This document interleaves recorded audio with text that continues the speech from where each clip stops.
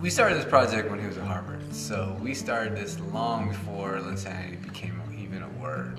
And the reason why we started was because when he was an obscure player at Harvard, and there was potential and there was talk of him making it to the NBA, we thought it'd be good to do a documentary, because even that storyline of having that hoop dream of actually making it to the NBA and it's actually possible could have been a great story, a great movie. And so up to that, we started that point, and when we got in the NBA, I guess we have a story now.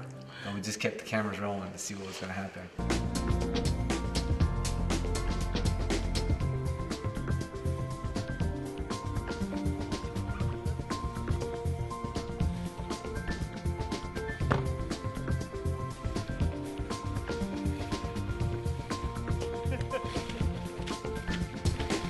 We know that nothing's gonna stop Jeremy Lin, even a snowstorm. So, good luck in the States, Jeremy Lin. We never knew what we were doing. We always thought we'd have like a web series about this NBA player. When Linsanity hit and all the Knicks happened, it was like, wow, we have a really amazing story here to tell. And we think, okay, well, we have to make a feature film with this.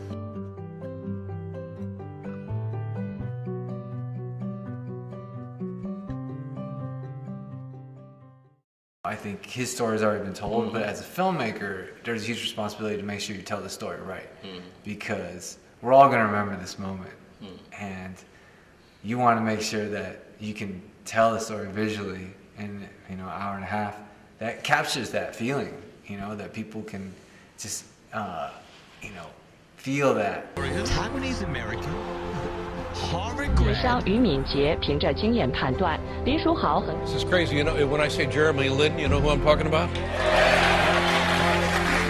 With Jeremy Lin, have you ever, in all your New York, seen this, understand this? I'm just enjoying it. A kid comes out of Harvard, the Knicks give him a flyer, he's making the minimum, sleeps on his brother's couch. Did I mention he's the first player of Taiwanese descent in the NBA? This story transcends culture, it transcends race, it transcends people's sports. I think anyone that loves a story about underdog, there's nobody that can't get with this story, of what he went through to get to where he did. Everyone can relate to being knocked down, to failing, to no one believing in you, and finally being triumphant, and triumphant in a big way. A swirling dervish, penetrating, manipulating, devastating the Knicks. Watch this, slicing, dicing right there, swooping, hooping. I think for us, the whole story ended with Linsanity. It's all his whole life up to that moment, and that moment. So, anything that happened after, it's kind of epilogue, and someone else is going to do another documentary about him, And I think that's another story to be told. So for us, that's where our movie ended, and that's where our story ended. So it was like my second or third home game, and I hadn't even been in the game yet. And I had tried to get in the gym, and they stopped me, and they were like, "Oh, sorry, this is the player's entrance." I was like, "I know."